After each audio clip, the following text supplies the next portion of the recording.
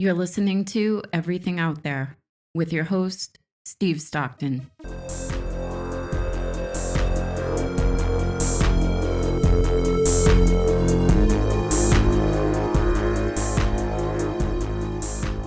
Hello, friends. Hello again, everybody. It's Steve Stockton here with you. Everything out there on the Clyde Lewis Ground Zero Radio Network. Thank you for joining us. Tonight on the phone, joining me is Sir Bryan Bowden. The man's got such a resume and bio here that I'm not even going to attempt. I'll let him tell you all about himself. Bryan, come on in here. How you doing, sir? I'm doing good, Steve. Thank you very much for having me on your show, and I It's do an honor. appreciate it. It's actually I'm really honored.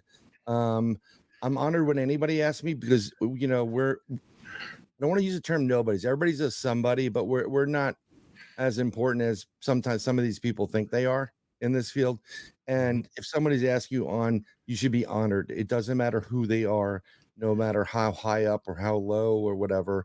But I have so much respect for you, my brother, Well, thank you. and all you do. And I just literally, it feels like when we met, it's like that's a brother from another mother. I know, Exactly, and I feel exactly yeah, the same way.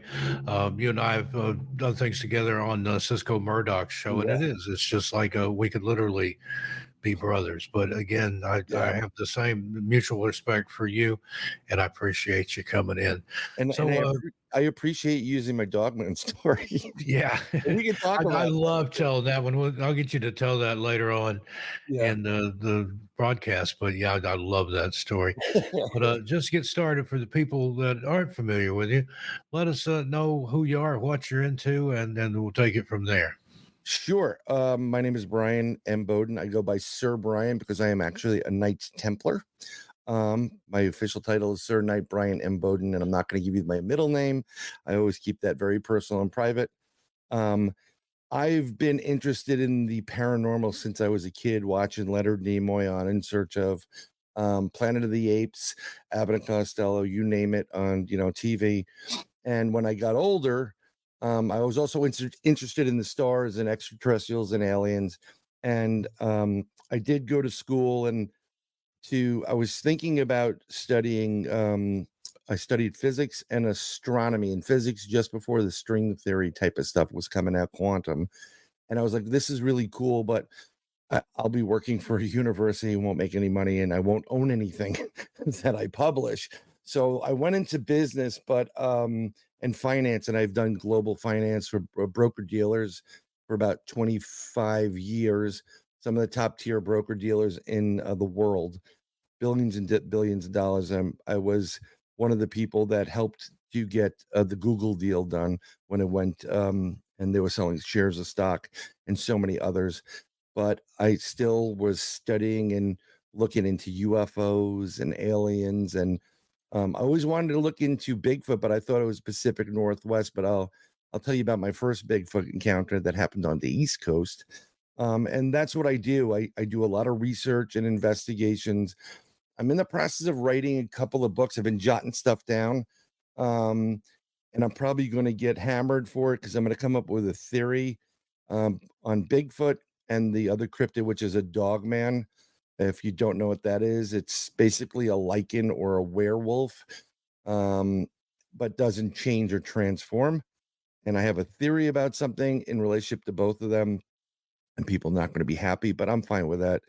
And in my spare time, when I'm not going out and investigating mysterious beasts and UFOs and alien abductions, I do remote viewing. I'm a remote viewer with psychic ability. I don't want to admit to it, but a psychic for our group says, "You're psychic like us." And I'm like, "Yeah, well," but I do remote viewing, and I do have psychic abilities. I do readings, a lot of freebies, 99% of the time, but I do have a couple of clients that will pay me, and who am I to refuse getting paid for something?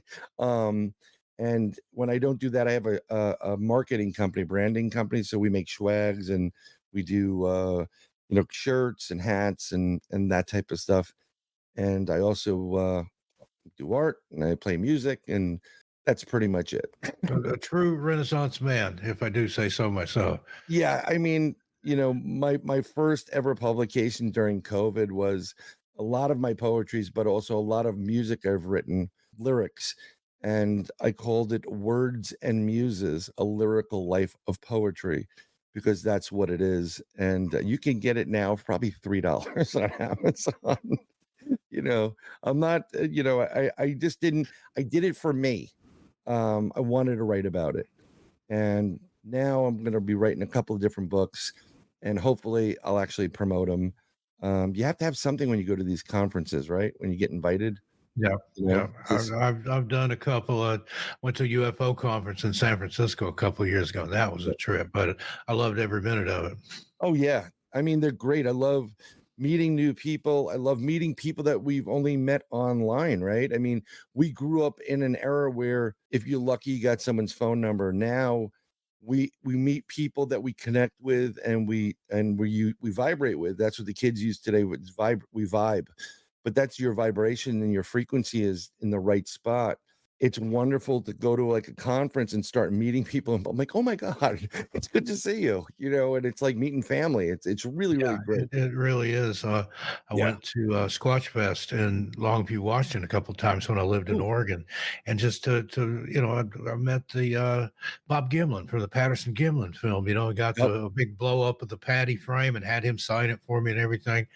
And it's just, I've been fortunate. I've been able to meet a lot of my heroes, especially in this field and just throughout life. So, Right. I was hoping to meet you last year. I think it was at the Gettysburg Battlefield Bash, but you're doing something called getting pitched. So yeah, something was a little bit more important than that. yeah, maybe I'll But be able to make it this time. I moved from the high desert, New Mexico. I'm in New England now, yeah, and a little bit closer this time to the a bash. lot So, closer. And speaking of our wonderful sister Cisco, which I'm gonna from now on call her Cisco, because that's what she's like. She's gonna be there. So just stop by. It's a fun time, hang out. It's beautiful. You go to Gettysburg, you look, just if you've never been, and it's really nice, yeah, you know. that's one of the few places I've never been. I like to go to those Civil War battlefields, even though there's a lot of dark energy and stuff there. But I've never been to Gettysburg, so need to make that trip. In fact, last Yeah. week on this show, Cisco and Jim Wyrick from the Hoover Oh, House joined Jim us. So is that was a great show. amazing. Yeah, last year, here's a great story. We'll start with something like this. So Cisco has the military background. That's her brothers and sisters in arms over there. And I went out with Cisco, and her son was in the back of my car, and I was driving. And we got to a certain point, and we're driving around. We're doing the audio tour. I forgot what's his name's audio tour. And we saw him barbecuing on the street. Like, there he is. So we're going through the main battlefields, and we get up to this house. I don't know if it was a Jenny Wade house or not.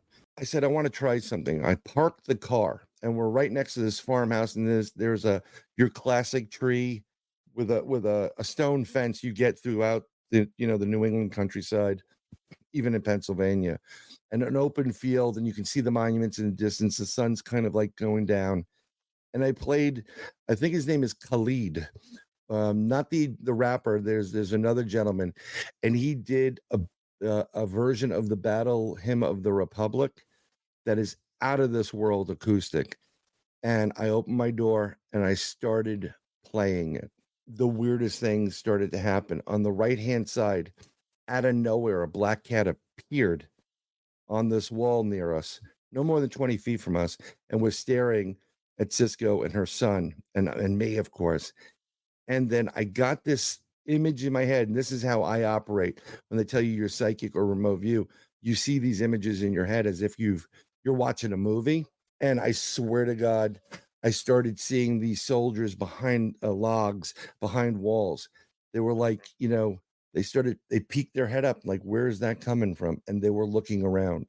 And on the left side of this road, the wind is bending the wheat, and on the right side it is pin straight still. And then after that, I mean, it was just a wonderful experiment. And then the cat, as quickly as it came, it just disappeared. That was just like mind bending. It was amazing. But So, Cisco, we're going to do it again this year. We'll take Steve and his missus. Yeah, yeah, Yeah, we're gonna try and attend this year if at all possible. sure. That would be great. I used to, Jim Warwick is an amazing intuitive gentleman as well. I took they have a property called the Historic Hoover House in Waynesboro, PA, and it's haunted. It's an amazing like bed and breakfast. Please, if whoever listens to us, if you want to get away and just have a wonderful time, it's like 5 star. But it's not the expensive type. Steve and Pam take care of you like gold. Everything's wonderful. Jim's wonderful, the whole family. And if you're lucky, you'll get involved in the table tipping. And I don't know if they talked about the table tipping on your last episode. Yeah, that was a majority of the second half of the show. That was what we talked about. I'm fascinated by that. My maternal grandmother, they came out of the spiritualism movement from around the turn of the last century, Right. and they practiced that. When my mom was little, she was born in 1927. But when she was a little girl, she witnesses. They had regular seances, table tipping, Yeah. table tapping, Ouija board sessions, all this stuff.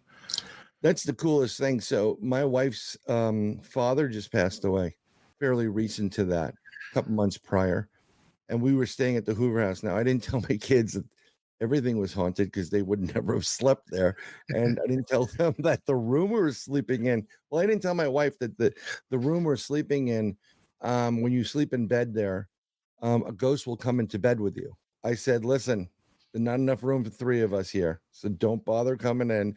But I felt really, really comfortable. It was a beautiful room. But we did the table tipping and I was sitting there. So my wife and my 2 daughters went into the other room and we started doing the table thing. And it was Jim, his sister, his brother-in-law, myself, and I think there was one other person there. So we announced the table. The table itself, I forgot the name of her. She allows the entities to come in and out, only good stuff. We started getting something and it wasn't for me. I really wanted my wife to do it. So what happened was Jim goes through this whole thing and he goes, is this for Bryan? And the table doesn't move. Is this for one of Bryan's wife? And the table starts tilting, meaning yes. So I called my wife and my oldest over, and they came over and they went into the table. And when they were on the table, Jim was saying, like, there's 2 spirits trying to get in, and they're fighting to get in, right? So Jim had to go. We can only allow one in at a time. So we went around the whole table. Basically, my wife's mother came through. She is not a believer, but we told her, and just like James said, you can ask questions in your head that only you would know the answer to, and you'll get the answer. There was a feeling around that table that was I felt that she was there. I kind of felt her energy. And my wife is going through this. They're asking questions. She raised my oldest daughter. She and her and my mother-in-law and my father-in-law did. And my daughter is like that's her everything, her grandmother and grandfather. And she acknowledged my daughter and she gave them a hug. And then my youngest daughter came over and she gave her a hug. And the way they give you a hug is, the whole table tips into you and you feel it. The longer it is, the more of a big hug it is. And she started asking questions. She got answers and she would ask questions, in her head. And then there was another person fighting to get in. So they went around the table and they didn't know who it was. They knew it was a male person coming in. And what they do is they go through the alphabet A, B, C, D. And if it tips, you get, okay, it's an M. Is there anybody here for an M? Now I have a couple of family members that have M in it. So, and they finally got to, after they got the M, they got A, and then they got X. And I have my grandfather's Max. There was a Max on her father's side. That was her father's youngest brother. And that man came through. He was murdered when he was a baby, like 6 months old, by the Nazis in Hungary. And he's been sitting in limbo the entire time. I instantaneously got this vision of this man, and I saw him in the dark room, and Jim and everybody said, "We're going to cross you over. We're going to get you out of there." And we literally crossed this man from the dark into the light. I saw it go on in my head. I'm getting goosebumps right now. Yeah, me too. Just hearing you tell it. You don't. Okay, so like his facial features, I saw him with this blackish mustache. His hair was slick. He wasn't a baby. He was older. He must have been close to 80 years old. Um, and I saw this man that kind of looks a bit like Tesla, Nikola Tesla, and my father-in-law. And this golden light beam came down. They opened it up, and I watched this man go into it. And people were crying. It was probably one of the most incredible moments of my life. I've never really helped to transfer somebody from the ether between heaven and earth, that space you get stuck in, into the light and go to earth. I mean, go to heaven. I to this day, it was amazing. Um, and everybody was just blown away by it. Jim was like, it was a great session.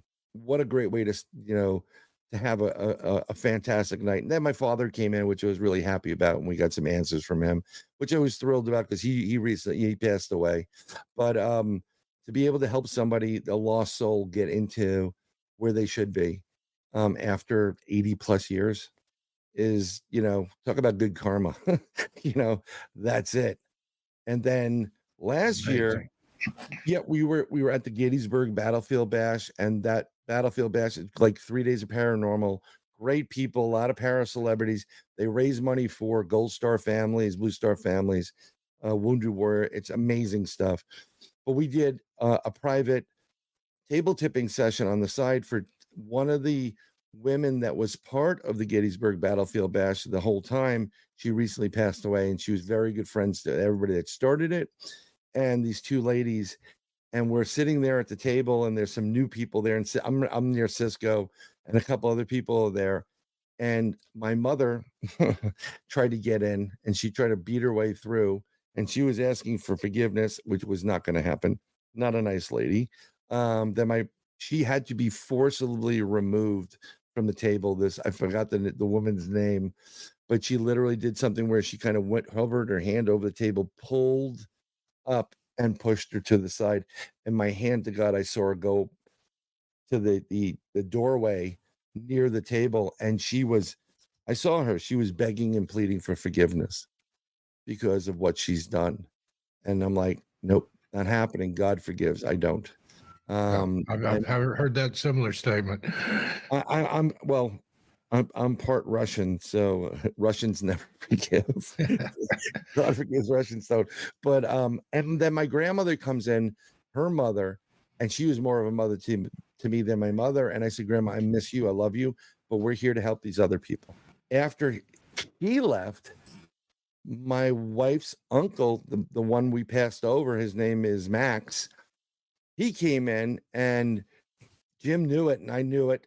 This guy was all smiles. He was like, "Thank you again so much, thank you." And we're like, what's interesting, when you start using your God-given abilities, the psychic abilities, your third eye, and you start exercising it, and you start working on things in meditations, it expands it opens it up. Muscles beget muscles, right? So you start off, we're all empaths, worst ability ever. When you walk through a street, you feel who's getting sick, who's dying, who just got dumped, who's up to no good. It's way too much emotionally for people. And then you get into the people that have the different clairs, audio, they can touch things. It gets crazy, but the more you exercise it, the easier it comes and the quicker it comes to you. It's a natural ability. It's God. When God created man, and man is mankind, that it's men and women. I'm not getting into the debate here. He gave you this pineal gland, and there are two crystals in there. And when they're decalcified, they vibrate and they create a frequency of resonance, and you're able to connect to source. So that's how you're supposed to be praying to the Lord. And that's why people have these experiences or out of body type of experience when they get into a religious experience. So when you start using that, it really expands all your abilities, and it works out great. Um, so we're sitting there, and I can see all this taking place. I saw this man. I saw him as if I'm looking at your picture right now, and he was just ear to ear happy, and he was just being, thank you again to do it. But when we were there, this other woman came in, and I saw her, and she's dancing, and she was so happy to be communicating from the other side to these two friends of hers, and Jim and his brother-in-law was there, and his sister was there. You could just see it. The table started, wiggling and jiggling, and that's what it does when you dance. If you're on a wooden surface, the table will just keep sliding. It's like they're dancing with you, right? And then after that, another person came in, and I saw this man, and I will tell you, he had those 1970 like shorts on, that men used to wear, the tight shorts, with the white like outline of them, and he had tube socks on and that big like Tom Selleck type of stash. Yeah. That was one of the lady's fathers. She was thinking about him, like hoping he would come in, and he came in. The instant feeling, that table tipped into her and wouldn't come back up for a good 2 minutes. And I know that feeling because I have 2 kids, and it's the same feeling. You just grab your children and you just want to just give them a hug. It doesn't matter how old they are, they could be 80. If you're still alive, you're just gonna, dad, Yeah. that's the love that was there. And she started crying, and I said, did your father have like this 70s Tom Selleck type of mustache? She goes, yeah, there's a picture of him. And sure enough, there was a picture of him. She had it, and it looked exactly like what was going in my head. I said he had these weird shorts on, and she goes, yep. And we were able to help these 2 people because we did it. We used the table, and the table said yes. I have a tri leg table. I haven't named it or tried to do anything with it just yet, but I have enough problems. I don't need anything else coming into my house at this point. But that was pretty awesome. Yeah. Yeah, they talked about some of the sessions they had there at the Hoover House. It's just amazing, and they're up for it's the best of the Tri-State Awards through a local station there, WAYZ, and Right. I've been going there every day and voting for them for the Voting. best bed and breakfast. So I'm gonna write that I'd down. like to see them get it. I hope so. I mean, it's really fantastic. It's such a wonderful place. I want to go back there when I go up to Gettysburg. I'm going up, like I'll be up there Thursday, Friday, Saturday, Sunday, and I think I'm leaving Monday. But because it gets me away from my family for a little bit, and they go to camp. My wife, my oldest daughter, thank God she's working now in the camp, and my youngest goes for free. So I got nothing to do, and I love being at these events. I wanted to do a presentation this year. I was trying to bridge the paranormal, ghosts and stuff, with other ends of the paranormal, like, alien abductions, cryptids, and what have you. But I think I got to talk to them about it because they may not want me to do that. And I was thinking about doing a close encounter of the fifth kind, which is an active encounter where you use your conscience to bring in craft. But that's going to require people that aren't intoxicated, Yeah. a little bit more, sincerity in their intention. So, but I'll just go there to hang out with people and definitely to see Cisco, and it's a great time. Yeah, I'm looking forward to it if we get to go this year. Now, for those that aren't familiar with it, when does this occur? This is July 20 something. I'll go look at my calendar and I'll tell you. And it's on, if you go to the Gettysburg Battlefield Bash on Facebook, and I believe it's July 26th, 27th, and 28th. And they have a ton of people that now they're going to have, they have wrestlers now and a lot of top tier para celebrities, people, people you're going to want to meet. And it's just one ticket. You walk you buy the ticket to get in there. and the great vendors, authors, psychics. They do presentations every day. That's what I love at these the conventions I've gone to is the vendor hall. Go in there and look at all the books and all the merchandise. It's just amazing. Oh yeah, I mean, that's why, like, when I've done conferences and I'm like, I don't have anything to sell you, you know. I do T-shirts. So I'll build. I created a couple of fun T-shirts that I tried to sell. Um, I did a Grateful Dead, the dancing bear design, and Yeah, it's just different colored Bigfoots. I love Which I that. think I sent you guys. I think I sent you that, Yeah, you and did. yeah, I've still got that somewhere. what is it? The Venetian man, or um, that the arms out. It's Yeah, the the Da Vinci. Da Vinci, yeah, man. I can't think of what the name of that I drawing don't know is. if it's I don't think it's Venetian. It's the Ventington, or something like that, man. I did it with the Bigfoot, and all the text behind it is literally all about Bigfoot. If you really started reading it, you'd see where it is. Different names of the creature, Sasquatch, whatever, Sabe, and I so looked it up here. I didn't know, but it's the Vitruvian Man. I think I'm saying Vitruvian. that. That's it. I knew it Yeah. was close, but One and looks like he's got 4 arms and 4 legs, but he's in the yep, circle there with it, yep. yeah, I love that. You sent me that one too. I do graphic design for for a lot of the stuff we print, and you manufacture for people, parties. I have a couple of paranormal people that are buying through me. I try to make it inexpensive to make it easy for everybody. And But I have one of those Vitruvians is Bigfoot. I have one as a dog man. I have one as a gray alien. And I'm trying to work on some other kind of fun designs, but you know, you can only do so much these days. Yeah, it's just incredible artwork. I love those shirts, so Thank you. I do thanks appreciate for it. those, yeah.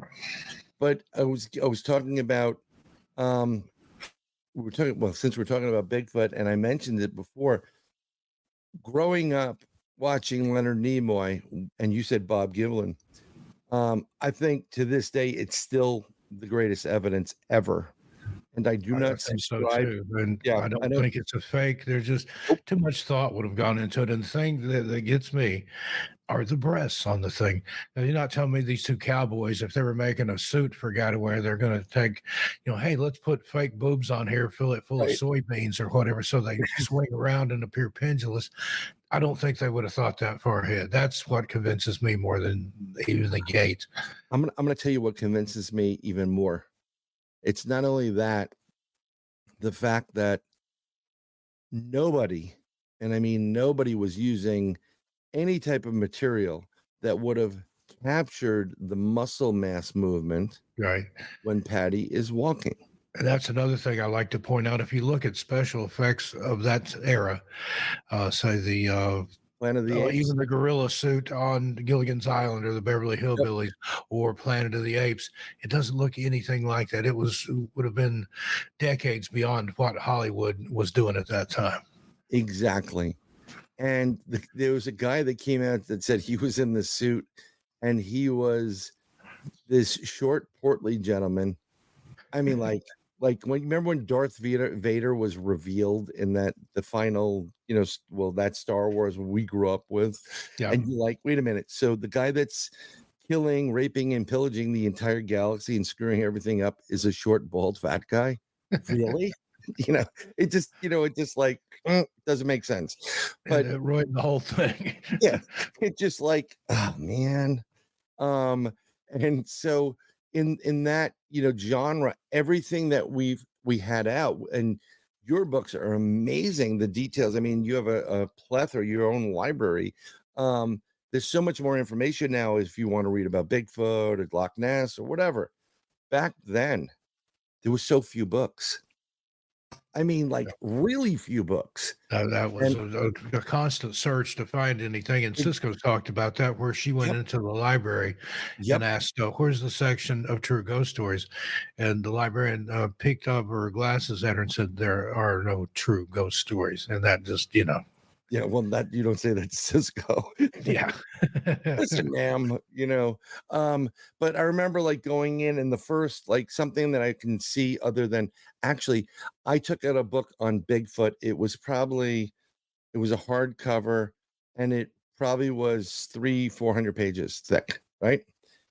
And when I was cleaning out my apartment in New York 2 years ago, 2.5 years ago, I'm in this one closet and I found that book from the New York Public Library from like 1979 or something, right? And I walked into my New York Public Library where I got it out of, and This book is overdue. You owe I us said, $500, Sir yeah, I Brian. said, I'm returning this, but I am not paying the fine. I'm like, well, sir, it depends. I'm like, you don't understand. I am not paying the fine. And he opened up the book and he went, oh my God. And he called in the manager from the back. You got to see this. You got to see this. And there it is. And she starts laughing. He goes, you could have kept it. I said, No. well, it's, somebody else may want to read it, whatever. And I'm the last name in that card that goes in there. Remember the old cards? Now it's Yeah, digital. don't You even know, do those anymore. I had the yeah. same thing happen. It wasn't a paranormal book, but when I was moving from Tennessee back in 2003, 2004, I found a library book that I had checked out as a kid. The due date was sometime in 1972. So, yeah, I've done those accidentally too. I'm not paying a nickel a day. Just, don't even think I about it. could build Right? a new wing at the library for what I owed Seriously. on that one. Yeah, you'll look him even returning it at this point. But you know, everything was Pacific Northwest, right? Everything was where the Patty film was, and it's everything, and I'm like, Dad, can we go to the Pacific Northwest so we can look for Bigfoot? My dad was like, no. you know, my dad, the advantage I had was my father worked for Wide World Photos, Associated Press. And I would call him up. Do you have any Bigfoot stuff? Do you have any Loch Ness Monster stuff? And all those famous pictures of the Bigfoot and Loch Ness Monster and all these different Bigfoot casts. I mean, every picture you've ever seen on any of those in search of, he would bring them home to me. Wow. 8x11s. And let me tell you something, when you're a kid back then and you whip out, check this out, that was the coolest thing. You were the cool kid at that point. Yeah, Right. absolutely. Right. So I'm like, Pacific Northwest, that's where Bigfoot lives. I'll never get to see it until I get older. Well, my mother was a school teacher, and when you get off for July and August, she needed some work. We weren't rich or wealthy people, we're working class. So she started working in this summer camp in northwestern Connecticut, and for years. So I have a brother 5 years older than me. She's been there before. He was, around when he was born, and she was the head counselor of the girls' side of that camp. So it's 280 acres of land, and they utilize maybe 50 of it were like for bunks. You walk into this girls' bunk, and then you walk a little bit up the road, and then there's the boys' side. And right next to it is a reservoir named Crystal Lake. And it may sound familiar to you because Crystal Lake is the Crystal Lake we're talking about in Friday 13th. Oh, yeah, the Camp Crystal Lake. I knew that name. Yes, and I'll tell you why well, I was standing because we used to be able to go up. We'd start going up in April, May, and we'd continue on off and on until the summer, July and August, 8 weeks. And then we'd stay a couple of weeks after before school started. So I spent a lot of time up in that area. We were very close to the owners. They treated us like family. And I was standing in front when the producer and the director of Friday the 13th came up and said, we want to rent your camp and film a movie here. And they said, well, what kind of movie is it? And they said, well, it's called Friday the 13th. It's a horror film, but don't worry, we'll take care of everything. And they said, no, nope. They didn't want the negative publicity. And everybody was looking around like, are you kidding me? Your bunks are crap. Let them blow them up and build them back up again. But she didn't want the negative publicity. So that's where my camp is. It's right next to Crystal Lake. Wow. So go back to the 70s, late 70s. I'm in bunk 8, which is on the boys' side, and it's a long bunk. It's 2 bunks in 1 bunk, very long. There's like 2 doors in the center, and when you come in, I'm on the left-hand side of the bunk. You come in, You gotta look to the left. There's all double-decker beds on both sides of this bunk, right? And I'm all the way at the end and on the top bunk, and by my feet is a window that's 3 feet by 3 feet, right? And I don't get afraid of many things, if anything, unless the doctor goes, "It's a girl." And I'm like, I don't need another one. That will scare me. But I'm in the bunk and I wake up and I get the skunky smell, and I'm like, I'm used to that. You're in Connecticut, right? Whatever, you always get skunks.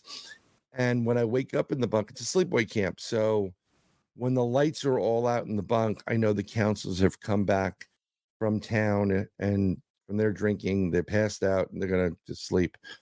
And no one's going out. Everybody's in bed. And I just so happened to look, I was around 3ish in the morning and I had to go to the bathroom. So I started to get up and I saw something in the window, which is right by my feet and literally 2 inches from where my feet are. Not kidding. Um, it was 3 panes of glass by 3 panes of glass. And it's about 3 feet by 3 feet wide. And I look and it looks like something's in my window. And I thought, oh, maybe it's shadow play a bit. And I leaned forward a little bit more. And in the window is this giant gorilla monkey. And it's right there. And it's doing this, tilting its head and looking in and looking around, tilts the other way. And I slowly lay back down, very slowly, and I don't move. And I move to a point where I can still see a little bit of it. And there was a giant monkey gorilla in my window. You can see the brow, you can see the big wide nose, blacker than black eyes. Wow. Big head and a big mouth. And I'm like, what the hell is that? Right? Didn't know. I laid still there for over an hour until my bladder said, either you're going to the bathroom or you're going to pee on Billy Carmen, who's below you. you know? So, yeah. So I slowly pull back my feet, right? And I get to the furthest point away from the window, which is all wood. And I get down quietly and I dog crawl underneath the bunk that's in front of me, which is right by a side door where this creature is. And I'm like waiting. Then I go past that, go underneath all these bunks. I look up and I'm in the back end of the room where the bunk is and where the bathrooms are. And I said, if I go over to the bathrooms, there are windows there. I can see me and I make noise. So I went over to the one spot. It was a sink that you couldn't see. It was, there was too much wood there. And I urinated in the sink. And then when I came back, I peeked around the corner. Nothing was in the window, but I still crawled back the same way. So I didn't really realize that, that, you know, I have a photographic memory, but it was something like, all right, maybe my mind was playing tricks on me. And then I was talking to my partner, this buddy Al, and we're talking about his first sighting was in Florida. He was a skunk ape down here in Davie, Florida. And I said, I had a sighting. I had something that took place back in the 70s when I was in summer camp. And I said, let me look it up.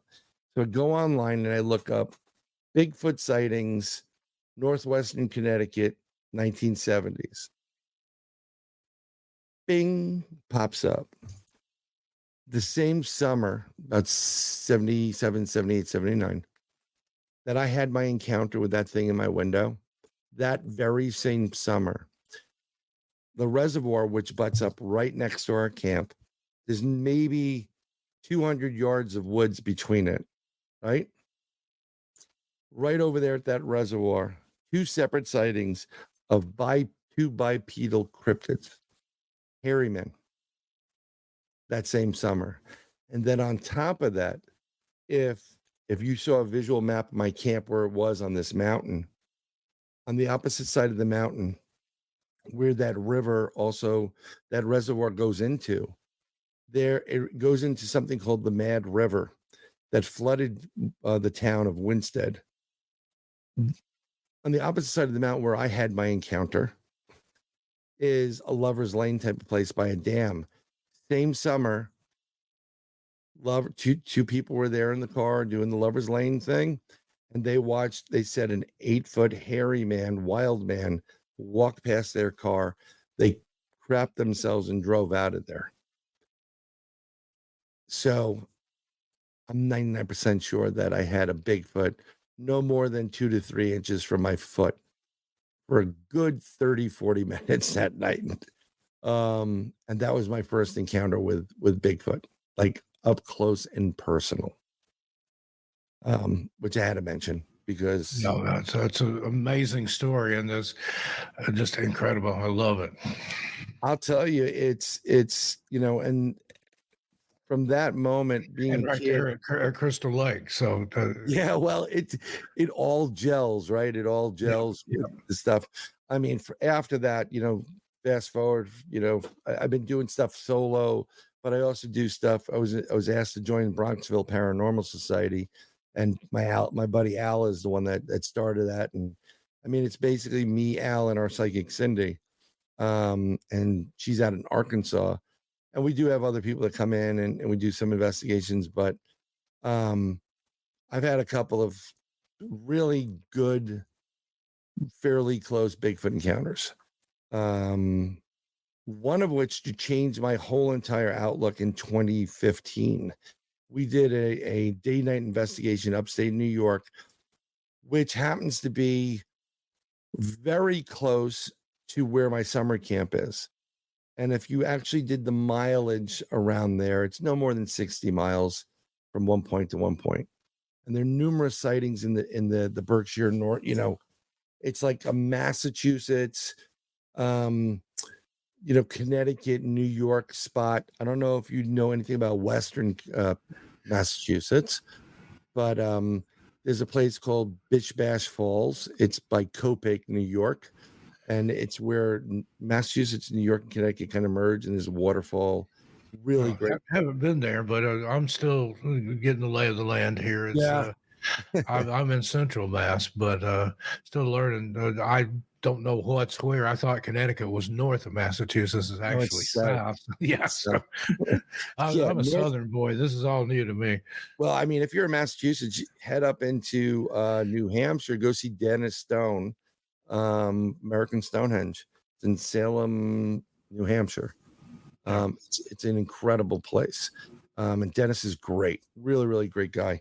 But so in that area, there's a lot of Bigfoot sightings where we have our spot, and we have a lake that we go to. And this is 2015. We decided we're going to do a day-night investigation.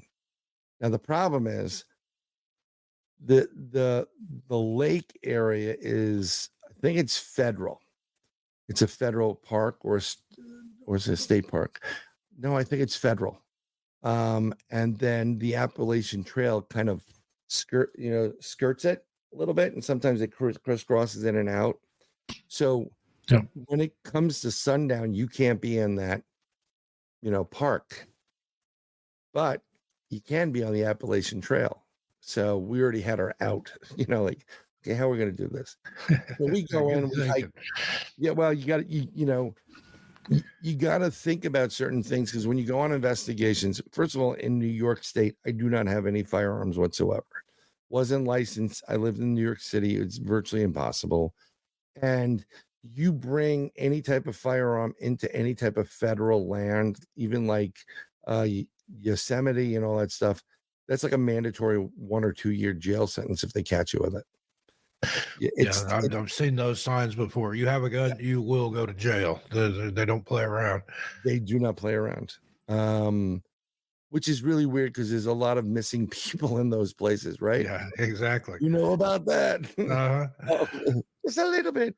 But so we go in there, right? And we parked about a half a mile away in a different area. We walk down this huge hill, walk into the place, backpacks, chair, whatever. And we go in, and to get from the entrance to the beginning of this lake is close to a mile. Close. And we're there, we're huffing and puffing, we're going in. Now, when you get to this lake, the lake used to house it was the original property was used by United Nuclear Corp to create something. They had the permission to use weapons grade material, radioactive material, to try to create some kind of engine. And that's about as much as people know. But they did have an accident there, and the lake was contaminated. But the government says they cleaned it up, and I'm winking. Okay. Yeah. So then they made it into a lake, right? And people can walk around. They bring the dogs. I mean, there are alligator turtles in there, like the size of alligators. They're huge, right? So when you get to the lake, if you go to the right side to go around the lake we want to get to the opposite side of it. It's a goat trail. You're never getting through. You're not. It's impossible. So you have to go on the left-hand side of it, and that skirts a little bit and gets onto some of the Appalachian Trail, and that's really doable. So we hike from where we are at the beginning 2 miles around to the top of the lake, and that's where our first location is. And we went there. And while we're there, and it was myself, my buddy Al, and a friend of ours, Bill. Bill is recording for his own YouTube channel. He does some sky watches, and we're really on the investigation. And while we're there, we set up this camp at the top of the lake. Al found this rock formation that comes up, and he found these, at one point, 3 quartz stones that seemed to be in the shape of a ball, like almost like a volleyball size. And there were 3 of them, and it looked like it's not natural to have a quartz, stone in a ball shape. You have to actually make it, and they couldn't figure out who the heck did it. But when we got there was only 2 of those, so somebody took another stone, and we set up our chairs. So Al sat in the middle, with behind him this big, giant rock. I sat to the if you're visualizing, I sat to the right of Al, about 15 feet away, 10 to 15 feet away on my own chair. And then Bill sits to the left of facing Al, about 10 to 15 feet by a rock wall. And these are those rock walls that you see throughout New England when you travel through them. And we're going through and we're trying these experiments, and they're picking up, they got the parabolic mic, and he's doing some experiments. I'm doing some experiments. And you start to feel this pressure building in this whole entire area. And it's like, it's the same type of pressure when you feel the rains coming in. If you understand what that is, like, you can smell it. You can feel the static. You can feel this stuff building up, and it's getting darker. And we started to do some experiments with these stones, and we put these crystal skulls down, and we hit it with some, temperature gauges. Nothing's coming off. We used the FLIR. Nothing's coming off. We're not getting anything. And then what we did was I use a Tibetan singing bowl, and we took it out and we started doing the Tibetan singing bowl. And we charged that air and that area with a lot of sound frequency. And the chakra, I think mine is the solar plex. And I don't know the note right now. And once we did that, things got crazy. You can feel it. He got even more pressure. We checked the stones. They start glowing as if we breathed life into them. We call our psychic in Arkansas to find out like what she's feeling. And you can't hear her. It's like she has a Bell's palsy or something. So she's like, it's chaotic energy. I don't know what the heck's going on there. I'm like, oh, okay, whatever. So we'll call you back. And what happens is we notice that everything starts to ramp up, and we hear tree knocks in the distance. We hear rock knocks, 2 rocks hitting each other. And we're like, okay, that's interesting. And then we hear behind us, all these dogs start going crazy. And as this is happening, these tree knocks, these rock knocks, the dogs start, barking in the distance. The sun setting, It's a perfect night. We've got a full moon, meteor shower. It's St. Hallows Eve. We're doing this St. Hallows Eve, right? And we're like, and everything's ramping up. And there we are. And we hear the rock knocks and the tree knocks, and they're getting bigger. Rock knock, tree knocks. Then we hear things walking on the leaf foliage, and you can hear it. And if you've ever been, to give you an idea of how big this thing must have been, it was heavy. I've been to some of those circuses that they used to do in towns, small towns. You know, you talked about the Piggly Wiggly at one point, right? So you get some of these circuses Yeah, that I love the Piggly Wiggly. Yeah. They'd sit up in the parking lot of these grocery stores and have a little Yep. sideshow or a little carnival or a very the small baseball circus. field, Yeah, right? I love that. Yeah. And they'd have a baseball field or some kind of field, local field there. And if they brought elephants, you can feel the ground move. You can feel, you know, like, what the heck is that? Right? It's kind of like a train rolling through. And we're feeling this. And you know, it's getting louder. It's getting louder. And my buddy Al's like, you know, I think there are other people here. And as soon as he says that, he has the parabolic mic on. You hear the phone, whoop, whoop, whoop, big whoops, to the point it reverberated in my chest, like I was at a Deep Purple concert, Yeah. right? Or you know, Lemmy's up there playing Ace of Spades, you know, Yep. and I'm like, holy crap, what the heck's going on? And at that point, I was like, I think there are other people here. I'm like, that wasn't people. And this thing went from whoop, whoop, and the third whoop was at the other end of the lake, 2 miles away, in a split second. And I'm like, okay, that is really odd. What's going on? We turn the lights on. We have FLIR, we have infrared, we have night vision, flood the area with bills like 6 million candlewatt power light. We go over to this area of the mountain where it seemed to be coming from. Nothing's there. We're looking around. What the heck's going on? Shut the light off. We're hanging out there. There's still a lot of pressure. And you can hear something creeping up on the leaves again. And it's coming from where Bill's sitting. And the next thing you know, it's a bluff charge. Ba-doom, ba-doom, ba-doom. And Bill takes off. I go right to Al. I'm on his right side. I'm not going in the nuclear water, you know, like radioactive water. I can't run to the woods. I'd rather face the cryptid. It's fight or flight, right? So I stand there. I pull out my machete 3/4 of the way, and I'm like, Bill's running. He's ready. I'm out of here. He would have lost his eyes. He would have knocked himself out and be dead. So we grab him, and Al's like, hold your ground, hold your ground. And we're looking, and nothing comes over that wall. And we shine the light up that nothing's over the wall. We go over to it. Bill's scared out of his mind at this point. And we're like, what the hell is going on? Nothing. We're like, this is the freakiest thing in the planet. So we go back, and I'm thinking about what's just transpired there. And I told him, I said, you know, there's 3 of us, right? And there were 3 whoops. And just before those whoops were there, the rock and the tree knocks were really loud. They must have been no more than 100 yards from us, probably less. And I said, that was a scout. It had to have been a scout. And they're like, what are you talking about? I said, there's 3 of us. It went whoop, whoop, whoop. There are 3 of them. Take the long way home. That's what this creature was saying.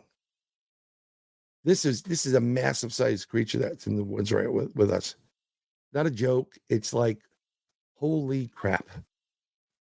So we're like, and I'm trying to explain it to them, and they were like, yeah, I guess that would make sense. It was warning whatever was on near this area by the no more than, I would say, maybe 75 yards from us. Like, don't come over this way. We were probably in between where they got to go. And it's telling them, take the long way home. And we're like, okay, cool, whatever. We go sit back down again. So there's Al in the middle. I'm to the right, Bill's to the left. stops for a few minutes. There's no more sounds. And we're there for about 10 more minutes. And then you hear like all hell breaking loose behind me. And the next thing you hear is something land behind me, probably 15 feet from me. Boom, roll, hits my chair, and I fly out of my chair 10 feet. And I'm like, what the heck is that? And I was like, what's going on? I'm like, somebody threw something. It hit my chair. Let's look. And I look over, and there is, it's not like a ginormous boulder, but it's more than I could have picked up at the time. It's significant. It's a big rock. And this thing was pissed that we didn't move. It tried bluff charging us. It whooped at us. And he was like, the hell with you guys. Hell with you. And he threw this thing. And I'm telling you, if this thing wanted to kill me, it could have done it in a heartbeat. It purposely laid it, let it land behind me.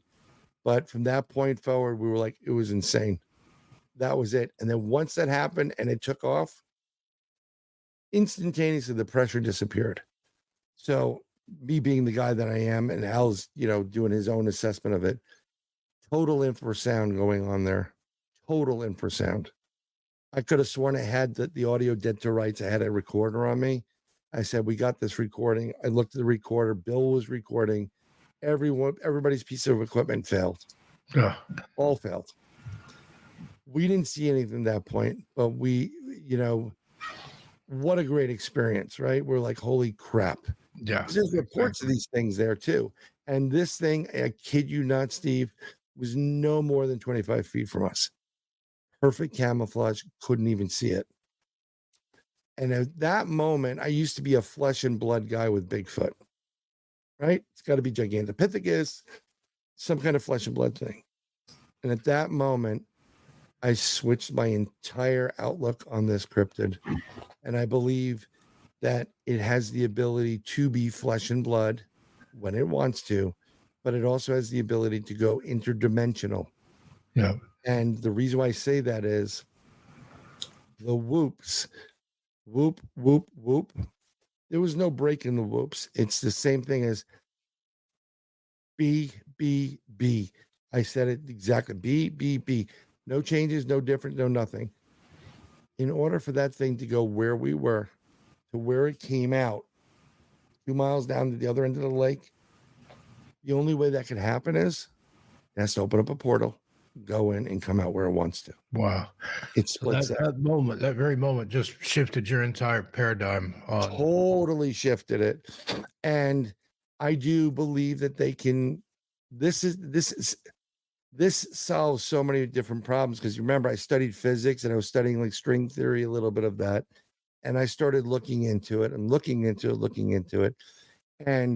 what's interesting is, if you go back to your science, right, it takes more energy to convert energy. You know what I'm saying? So if you want to change from solid water, water to steam, you need energy to convert that energy from water to steam. So you need a heat source, that's energy. So you need more energy to convert it to another form of energy. I've noticed through experimentations that when you change an element from one to another, you get to that point where it switches from A to B. There's like a pop or a flash to it. Okay. And if you've noticed, through a lot of the people that have seen these creatures throughout everywhere in the world, there's always these orbs of lights that are associated with them. Oh, there I saw a red orb, I saw a blue orb, or I saw a whole stream of orbs of light. And then if you watch some of these shows and they see a Bigfoot, it looks like a physical being, and then they slowly dissipate, and the FLIR changes into like smaller elements, and then it pops and disappears. That's that Bigfoot going from physical flesh and blood, converting into some form of molecular structure, new form of energy, into that molecule, and then going interdimensionally. And people are like, oh, you can't do that. I said, well, we don't know you can't do that. Let's take the octopus, for example. Okay. If you didn't know it was an octopus, and even scientists say it shouldn't even be on this planet, an octopus can change its physical shape to anything, mimic it perfectly. I've seen it. I've seen it happen. They will change the texture of their skin, the color, everything, and it'll mimic it perfectly. They are masters at it. And so if we can have an octopus that does this, if we have birds that can change their color at will, or chameleon, you're telling me that we have some creatures that can't, that don't have bioluminescent, or they can't convert whatever their material is or matter into a different form of it, into some kind of molecular structure? I think we can. Fast forward from that event, there's a guy named Ron Moorhead, the Sierra Sounds, which you probably know very well. He comes out with Quantum Bigfoot, and he explains how it does it in there. And they cite experimentations. He cites transporting elements and molecules from point A to point B, from Earth to the moon and then back. It's all doable. And again, I don't have a physical Bigfoot to do this with, because if I did, I'd be a multimillionaire. Yep. But I mean, like, and there'd be a lot of like people be like, dude, did you see what Bryan? Did you see what he showed you? Yeah. That's a Bigfoot. Yeah. My life would probably be in danger, but I would be able to do it. I'd be able to test the theory. But I'm sure there's people in the government that know that what I'm saying right now is very, very true. And I believe the same type of transformation ability, converting from physical to interdimensional, is capable of the Dogman character, which is that that lichen, that werewolf lichen. And I think they can do the same thing, because there's some great videos of Dogman that you see them physical, little blurred, and the reason why they're blurred is they draw energy from your energy. That's why your cameras go bad. That's why it's fuzzy whenever Bigfoot's there. When they start activating the camouflage, they're drawing from whatever's in the air. And that's why he was saying it facetiously, but comedian Mitch Hedberg once said that all the pictures of Bigfoot are blurry because the creature itself is blurry. So that makes perfect sense. Well, what happens is, I believe it has active camouflage where it can change its molecular structure, and it can give you that predator camo. I forgot the name of the term for what feathers do. There are feathers, and the theory is that these beings have, their hair is more translucent than it is physical hair, and it's like strands of it, and they have the ability to change the dye and pigment of these hairs to instantaneously blend into something at will. I've seen images of a Bigfoot. It looks like someone's doing a dissolve feature on a camera, and the guy's like, I didn't touch my camera. Put it on a tripod. I filmed it.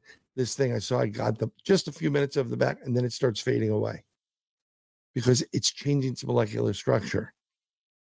It starts, if they can do it with the hairs, they can do it with their blood, they can do it with their flesh. I mean, it's just a theory of mine. Okay. And that makes perfect sense to me. And that's one of the most plausible theories, and the way that you explained it, so that even I can understand it. That's just amazing, Sir Bryan. That's the blob squatch, but this is why Patterson Gibbon film is so important. That camera they use has 0 electronics in it. That's why that image is so good. You can't manipulate the image. And actually, going back to that footage, I thoroughly believe Patty, being a parent, was trying to draw that whole crew away from the young that's looks like is in the back in the woods area there. There's one point in that video where people notice it looks like there's a baby, and it ducks down after a while, and she's trying to draw all those people to follow her and get away from her kid. That makes sense. And you have other animals that do that sort of thing. There are certain they do. birds that will fake being injured to draw prey toward them, like, oh, I can catch that one because it's injured, and they can lead it away from where the Exactly. babies or the eggs are. Right. I don't buy this the massacre stories and whatever. I just don't do it. But that was an incredible experience. Actually, in the same night of that, this is great. After that was over and everything, the tension like cut. It was like we can breathe. We're like, let's go over to the next site. So we're packing our stuff up and we're gonna walk.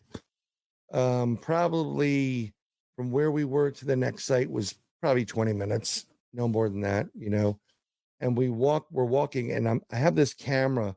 It's called an Olympus Q4, I think it is. It's actually used for scuba diving, underwater camera.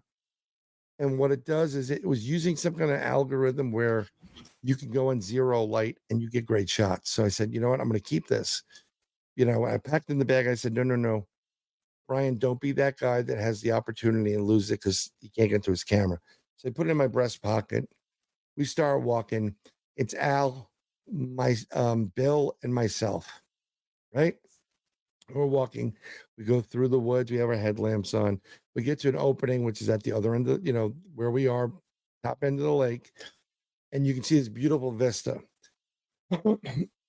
Night sky with stars in it, some moon shining, and you're like, wow, this is beautiful. And if you're facing out into this lake area there, I see this orangish light that looks like an incandescent light, and it's moving from my right across the sky very, very slowly, not a sound. And as it gets to like where the middle of my view would be, I go, what is that? And I point at it, and I swear to God, it stops. And then it comes right at us. Yeah. And I'm like, It noticed that you noticed and thought, okay, I'll show you yes, what it this is. did. This is getting good. So my buddy Al's in the front. He's like, shut your lights off, shut your lights off. And we're at this point, we go by these trees and we shut our headlamps off. This thing is hovering above the pine trees there, probably, I'm going to say 15 stories in the air, maybe, right? Anywhere from 10 to 15 stories. So it's about 100, 150 feet in the air. Really, really, and then it's getting closer. It's jet black. And you can hear this vibrating thing going on there. And as soon as I saw it, I pulled the camera out and I hit record. And this is a camera that when you hit the record button, it just records. I had a brand new, I think it was 120 gigabyte card in there. Like I could record for hours if I wanted to. And I'm holding it up. But you hear on this video, it's actually on the Bronxville Paranormal Society's YouTube page. And you hear my buddy Al go, time check. Bill says 9:15. And I'm like, what is that? What the hell is that? And after a couple of minutes, the video only goes to for about a minute. There's no way in hell, as an investigator, I would shut that thing off and move on. Up, just a light. You hear Bill go, it's just a light. He sounds so mummified or robotic, like he's under a spell or hypnotized. And we're no more than 5 minutes for the next location where we're being witnessing this craft. It shines a beam down on us, lights us up. We're looking at it. I'm still videotaping, and then it's done. And then we walk over just as quickly as it happened, and it's kind of over. We walk over to the next location, again, 5 minutes away. Maybe 7 if we're really hiking. Everybody sets up their camp. It's an opener area. We're making our way from the top of the area back down towards where our car was going to be, right? So we're there, we're setting up, we're doing some, I'm seeing these strange things, cutting from tree to tree. They look like gnomes. And I jerry rig Bill's video camera to a side monitor separate monitor so Al could watch what Bill's watching when he's recording it on a brand new SD card. And we're recording and we're watching this. And he's like, "Are you seeing this?" I'm like, "Telling you, there's like looks like a little elf for a fairy. It's going from tree to tree to tree." And they're like, "Oh my God, we've got this. We've got this." Right. And that's going on for a few minutes. And then he puts that down. We go to look at the video. File not found. File not found. We're like, this is crazy. I said, "Bill, take this card back home, try it in a computer, because sometimes some of the smaller electronics, they have issues like playing back quickly." So he does that. He goes, "I'm going to go videotape on his own." He's videotaping with his camera off in a distance. My buddy Al, I said, "We should call back Cindy." He said, "Yeah, no problem. Let's call back Cindy." So we call our psychic back in Arkansas, and he goes, "Time check," right? And it was just like 9:15ish. To be no more than 10 o'clock. No more. I go, "It's 11:45. He's like, "What?" He goes, "We just got here." I said, "It's 11:45. That's what it is." This doesn't make sense. So we call up the psychic. We're on speakerphone. And as we're talking, she's like, "Where are you guys? What the hell's going on?" Whatever. We start hearing what sounds like a family, literally father, daughter, son, mother, hiking the Appalachian Mountains, no more than 100 feet from us. Like it's a Sunday afternoon. So we hang up on Cindy and we say, "Bill, turn your light on." We turn your light on. We don't need to surprise people. 3 guys in the woods with machetes. Not a good thing, especially if there's a family there. So we turn it on and we're waiting and we're waiting. We're waiting. No one comes out. So we start walking over there. Nobody's there. We can't figure this out. We call back Cindy. She goes, "What the heck?" She's mad at us. "Why the hell are you hanging up the phone on me?" I'm like, "Well, this is what happened. There was a family here and we heard a family. So we wanted to scare them." She goes, "That family's not there.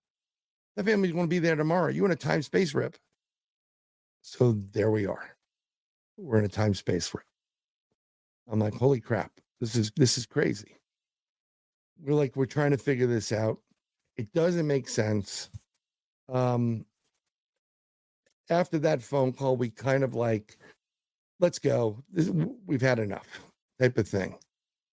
And we pack our stuff up. We start walking out, and we walk out, and the attitude we have is it's as if nothing happened. We're not talking about Bigfoot. We're not talking about the UFO. We're not talking about the time space rip. We're just walking, just 3 of us to the woods. We walk to the car. And normally after an investigation, we'll meet up at a diner and we'll get something to eat, get some coffee or whatever, and discuss like, what'd you get type of thing. This time it was like, nope, everybody wanted to go.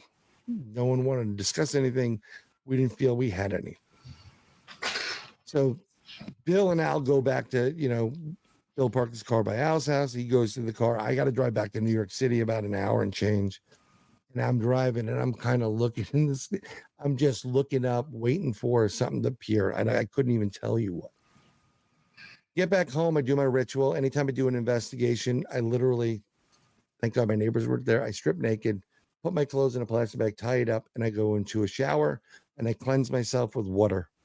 It's a cleansing ritual. And I put some salt, and that usually works really well. I go to bed. I wake up the next morning. It's a Sunday. No one's in the house but me. Got this metallic taste in my mouth. Like, what the hell's in my mouth? And this phlegm. I go into the bathroom and I'm like, I open my mouth. It's purple. It's as if I ate a Smurf, right? Wow. And I'm like, what the hell? And I huck up this phlegm that's filled with this purple garbage. And I'm like, what the heck is going on here? So I go outside, no shirt on. My wife's not there. She's picking up the kids from like religious school. And I'm on the phone and I called my buddy Al and go, anything weird happened to you? He's like, "Well, yeah, I got a headache and I feel like there's something in my lip." I said, "Dude, it looks like I ate Papa Smurf last night. I didn't eat that. My mouth's all like blue, purple.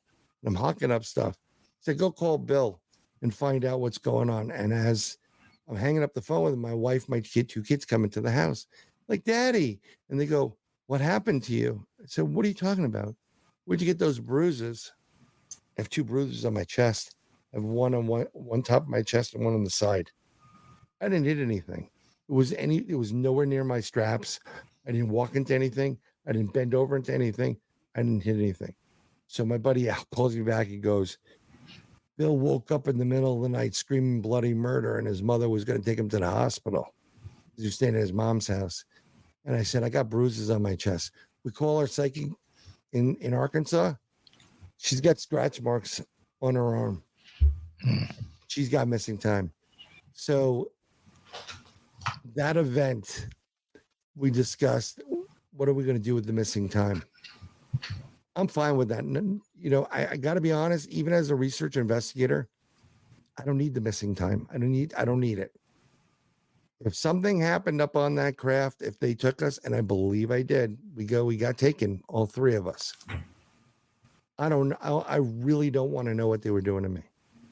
You know, you would be horrified. Most people would be horrified to know that when you go in for a surgery, if you were able to, they give you the Demerol, whatever it is, they knock you out, the anesthesia, they cut you open, they do the surgery, put you back together, and then you're a little bit sore afterwards, but you don't know really what the trauma was.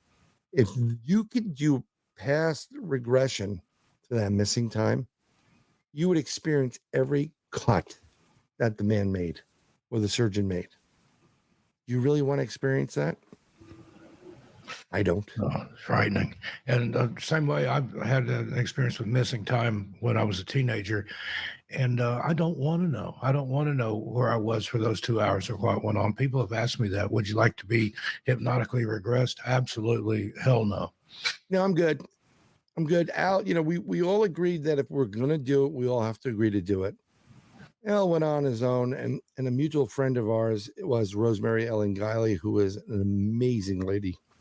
Great researcher, publisher. She wrote a ton of books too.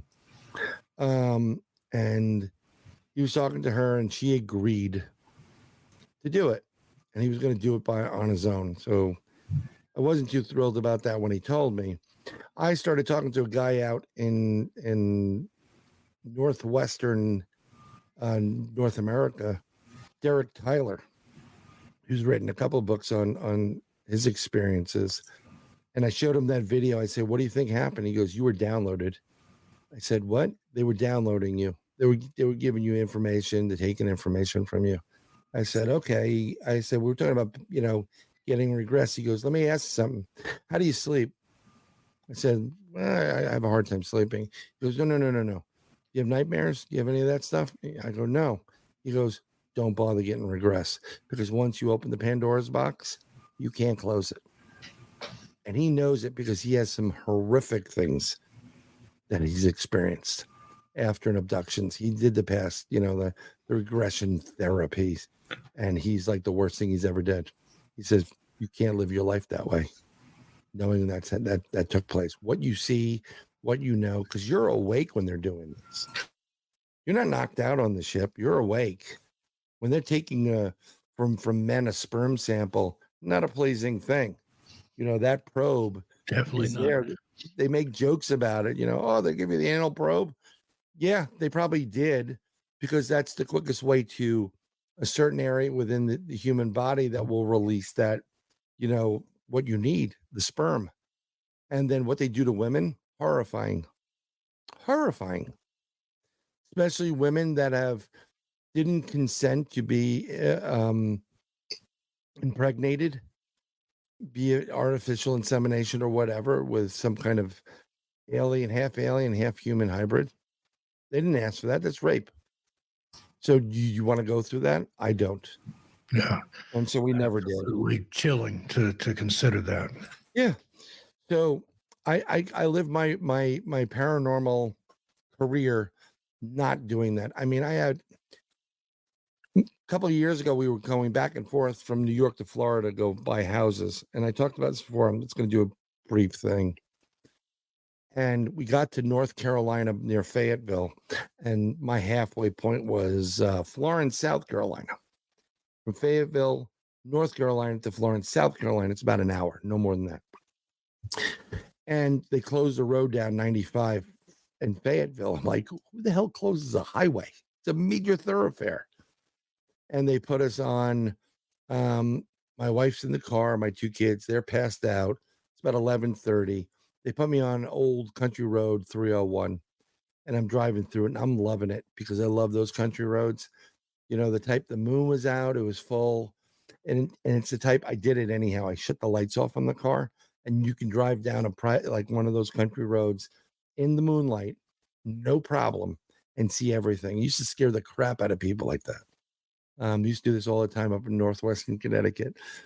So I said, you know what, I want to have a cigarette. So I pulled over, shut the inside light out off the car so I don't wake them up. Didn't slam the door.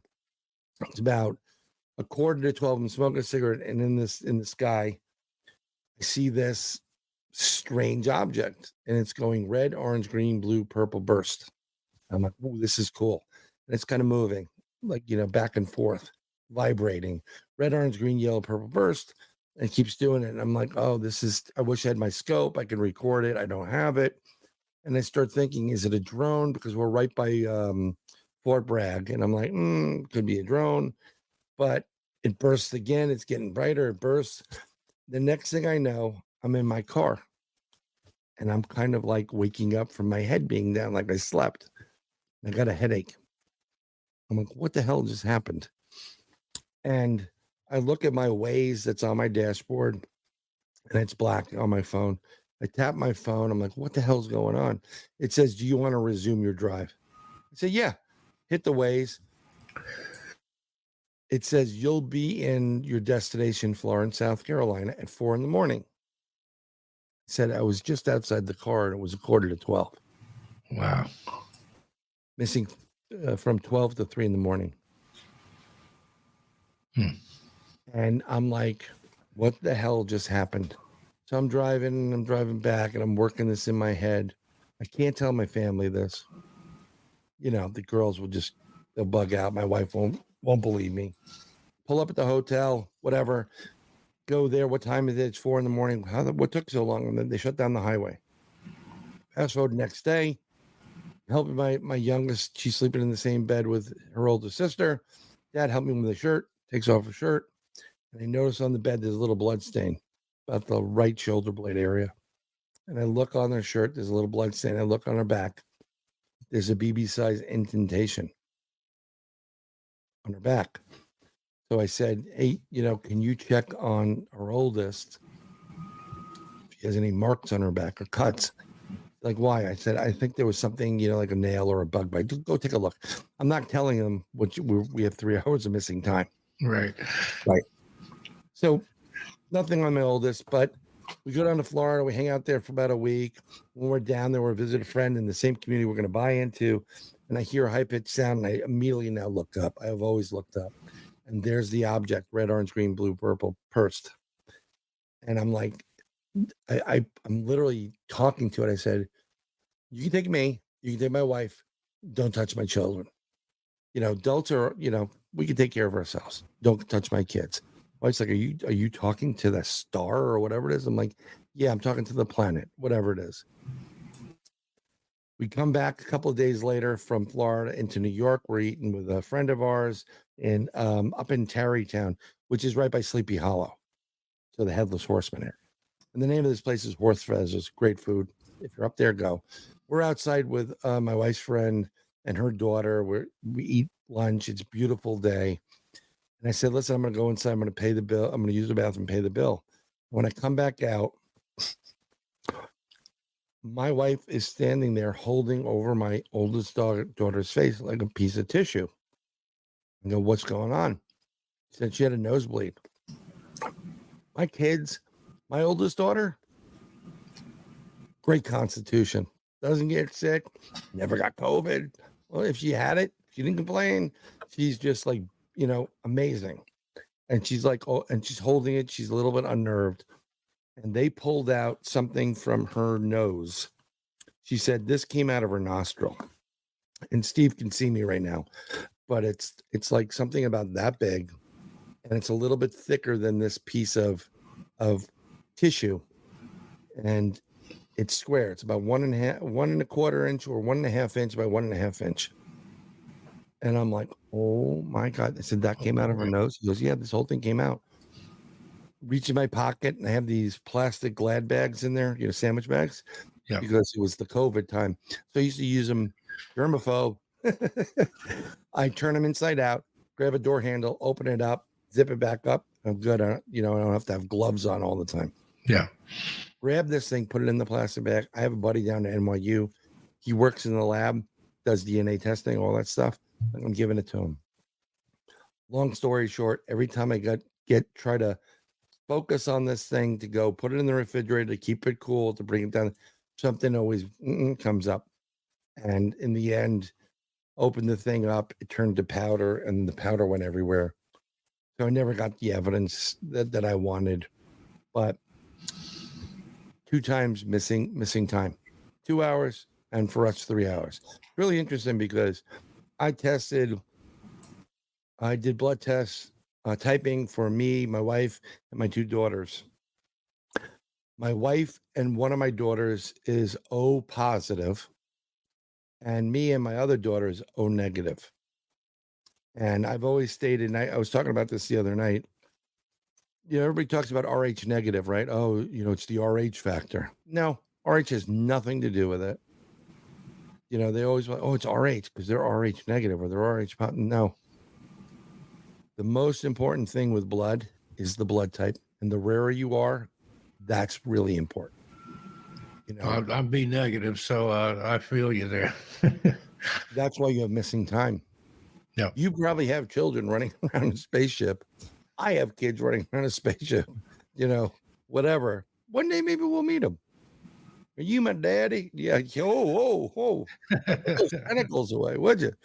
So those are my 2 incidents of missing time that I'm aware of. And it's just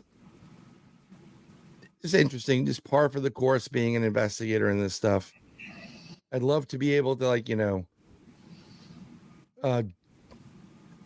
it'd be great to be able, not that I want the Neuralink, I don't want any of that stuff implanted, but it'd be great to be able to write all of this down into a book and, put it out there so people can read it.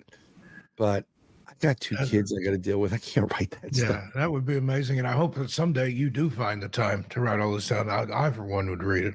Oh, yeah. I mean, it goes into details. I'm kind of giving, not the full breadth of what's going. There's a lot of details in some of these things, and I got to keep them under the vest for protecting the area.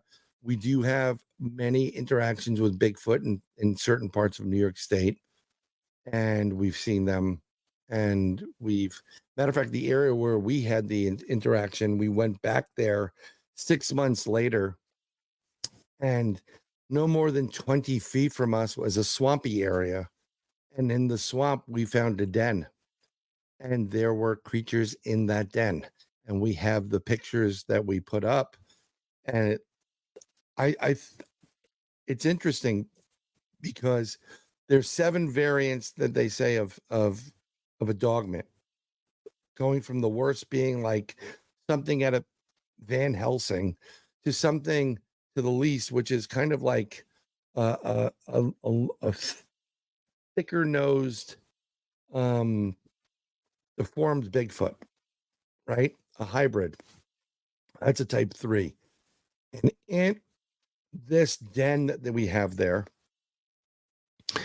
you can see things that look like wolf dogs, like German Shepherd growling and showing its teeth. And then you have something that looks like the creature from the Black Lagoon in there.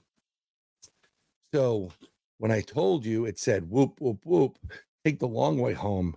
It means don't go pet them to get to the swamp where the den is. You got to go the long way. And we found that den right there. So that was pretty amazing. And I think this would make a nice segue here for you to tell your infamous Dogman story that I've repeated so many different places and I always credit you with it. I appreciate that.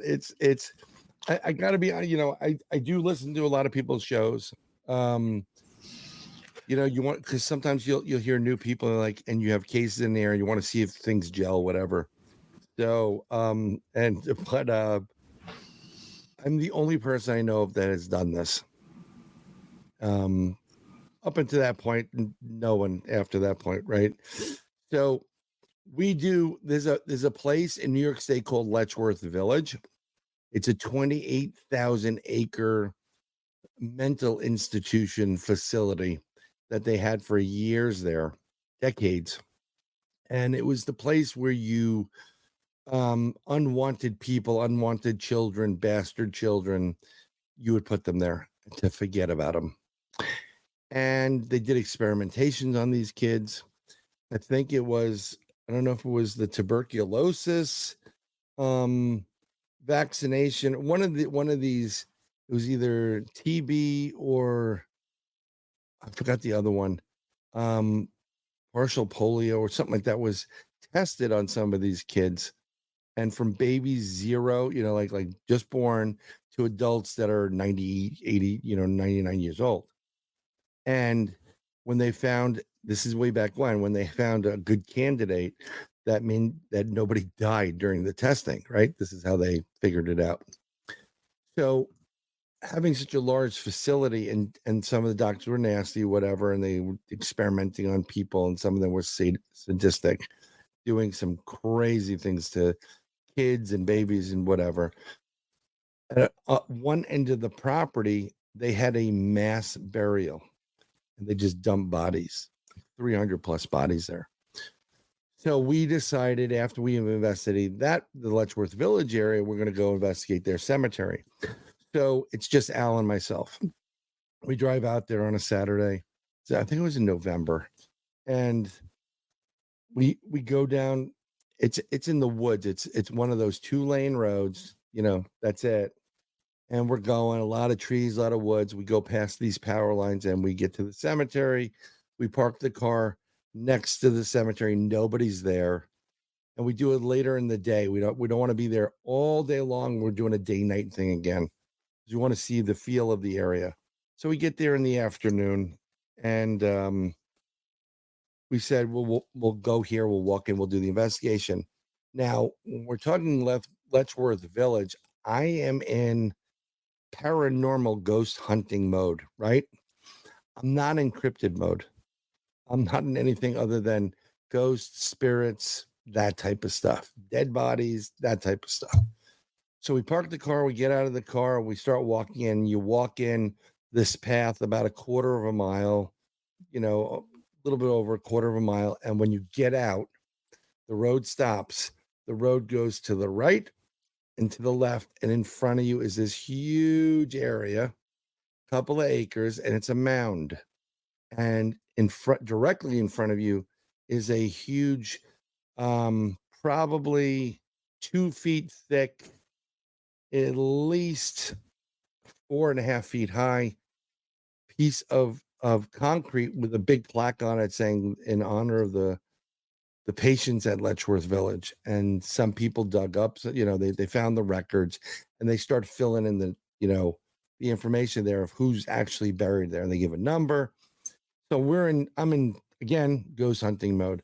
So I said, let's go and we'll put our stuff behind this concrete, and that's where our chairs will be, so nothing sneak up from behind us and no one can see us. We're not going to be bothered by anybody. So we go in, and as we get there and we're setting stuff up, we see these kids come flying in on a 4x4. And they're talking, we're looking for them now, whatever. The sun's kind of getting to the point where it's probably dusky, and they go past the area, and they go up into this other area. This, I guess, if there were dirt bikers, like a dirt biking trail, it parallels the power lines that are to the left of us, and that big power line cut out. And they go in there and they're looking, and then when they come back, they see us. And I go, we should probably stand out so that they can see where, who we are, whatever. And they're like, who are you guys? What are you doing here? Really, really abruptly, these 2 young kids. And I said, well, we're paranormal investigators. We're here to investigate the cemetery. And they're like, they're paranormal investigators for the cemetery. We're out of here. And they get out real quick. And I'm like, talking to my buddy Al, I'm like, dude, that is really buggy. Like, do you see that? He goes, yeah, they want it in and out. What the hell do they know? I said, well, listen, they come back next time. Let's ask them, if they know anything going on in the area, what's going on. So as we're doing this, Al and I, within a certain distance, we'll separate and we'll do our own little experimentation. I'm doing EVP work. If there's anybody like to speak with me, please come in right here, and and he's doing this other thing. And we hear these dogs bark, like these big, big dogs barking, like deep. And Al's like, well, that's a big dog. I'm like, yeah, that's a big dog. And we start walking around the mound. We're doing some experimentation. Then we said, you know what? Let's walk into the woods. So we walked up and followed the pathway, goes up a little bit of a hill. And then we noticed this cutout. We cut across from where we are through that cutout for the power lines. And we find another trail there. And we're like, wow, this is a great place. We're all talking about, I'd go dirt biking here. I do that too. I guess we'd be drinking beers and getting high here, like what you would do in your youth. And he keeps talking about like, I'm getting this dog man vibe. I'm getting this dog squatchy vibe, whatever. And I'm like, well, I'm not in that mode. I'm in like, turn the flashlight on if it's yes. And we come back and I'm like, I'm at a point where we're just before we get off this hill to get back to that cemetery there. I said, look, there's nothing here. There's no energy. There's a couple of dogs or whatever barking in the background. I don't know what you're talking about. This dog man vibe, this, like you're feeling this. He goes, no, my gut's telling me something, that's a big dog. And I'm looking around. I'm like, we got nothing. So I said, you know what? When all else fails, what do? Singing bowls. We start using the singing bowl, right? And our magtometer that was at 0. Soon as we start doing and ramping the energy up into the area, well, that thing starts registering. And I go, if somebody's here with us, can you push that number up to 69? And as soon as I say it, it creeps up on the screen. I'm using a tri-field meter, and it goes 69. And I'm like, this is great. Can you lower it to 63? Lowers it to 63. We're doing this. I'm like, we're getting results now. We're trying to, like, okay, things are starting to work. And as I'm looking around, I'm like, this is really cool, trying to get a vibe of what's going on where we are in this little area. I look up in the tree and I said, Al, look. And about easy 12 feet above my head, like 12 feet in total, there's a fresh break. A fresh break. It's a twisted break, not a normal break. And he goes, whoa, that's interesting. I said, wait a minute. That's a really big footy. He goes, yeah. He goes, let me try something. Goes over, tries to find a piece of wood. And the dogs are barking and he takes the tree, good branch, and he does a tree knock. Boom. The minute he does it, everything stops. No more barks. They shut down immediately. Like, whoa, that was interesting. Very, very interesting. So we're like, cool. This is great. This is weird. Now we got some stuff. Let's go back. We'll leave the chairs there. It's getting, dusky. Let's go get something to eat. We'll come back. We'll do the night portion of it. Sure. We leave the stuff there. We go out. We go into the town. We get something to eat. It's getting a little chilly. He gets some coffee, hanging out. And we come back in. And this time, instead of when you pull up to the location, parking on the left closer to the entrance, a little bit further up, about quarter mile up on the right-hand side, it looks like it's like one of those old Southern light fixtures. Like someone took a garbage pail, top, metal garbage pail top, put a light bulb in the middle and hung it, And I'm like, that's something down south, but it looks like it's for a trailhead to go into the woods. And we're like, you know what? Let's pull over there to that part, because if they see us, they see the car there, they'll figure we're on the trail. They're not going to bother us in the woods. So we pull over there. And when I get out of the car, I notice I get out quickly and I step the wrong way and I go down a little bit. And it's about a 3-foot grade. So the car is on this level spot, but I stepped in a little area. It goes down about 3 feet before it, levels off. So I get back up and I move along the car. We get our stuff, we get our gear on, we put our blue lights on or the red. We start walking down the quarter mile and we walk into the place. And as soon as we walk into the place, we hear, we hear some dogs barking, whatever it is, whatever. And those kids come back and they're flying and they're looking. We're looking for them. We're looking for them. Like they're talking to somebody like, go search out where these people are. And they go past us again. We're behind the big stone. And when they come back, they're like, we found him, and we say, hey, yeah. Because what are you doing here? I said, well, we're investigating. Hey, can we ask you a question about something that goes on here? No. And they get out as soon as possible. I said, Al, that's really sketchy. They know something we don't. And he's like, yeah, they probably do. So we start sitting there. We start doing another investigation. I swear to God, Steve, the moon is full. It's filtering in. It's over the power line area, but it's filtering through the woods that are closest to us. So we can see the power line area through some woods. This fog, white fog starts to appear, and it's coming into the cemetery and it's wrapping around this mount. And I'm like, sounds like a scene from a Hammer horror film. That's perfect. Swear to God, by Al and I going, if this ain't a typical werewolf type horror film movie, this white fog coming in, I'm like, this is really, really weird. And then Al starts acting strange.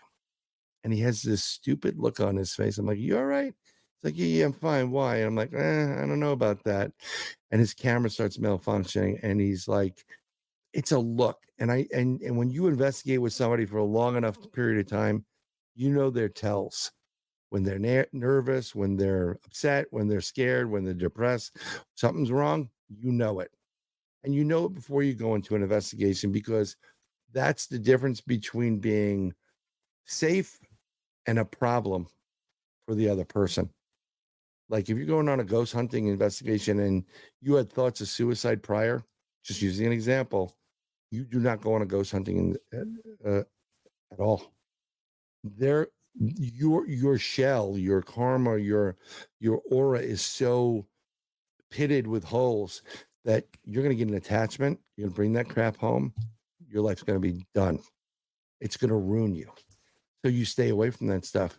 But I knew that he was there too long. And I'm like, it was getting colder. The fog was really coming in. We were there. Equipment was failing and we were tired. I said, dude, let's go. We're done. And he goes, yeah, let's go. We pack up and we come out of the area. We get onto that main, double road. And we're walking back to the car with our headlights on. And on the passenger side, he has one of those square little Jeep Liberties or Freedoms or whatever the hell they're called. We notice eye shine. And we're like, oh, it must be a dog or a deer. There was a lot of dogs in the area there, right? And they're pretty big eyes. And we're walking, and it's just sitting there. And we get there, and Al opens the back of his truck. He's putting stuff out there in there. Now, I was out, I had a couple of, things of caffeine while we went out to eat. I had to urinate so freaking bad, but there's no way in hell I was going to do it on a gravesite. No way. Out of the respect of all those people that gave their lives, I wouldn't do that. So, I wanted to go. So I said, look, dude, I got to go. I'm going to go pee. And where I'm standing is I'm standing on the passenger side. I have the door open. I remember that there's a hole there. I'm standing to the side. I get my bag and I'm kind of pulling it off.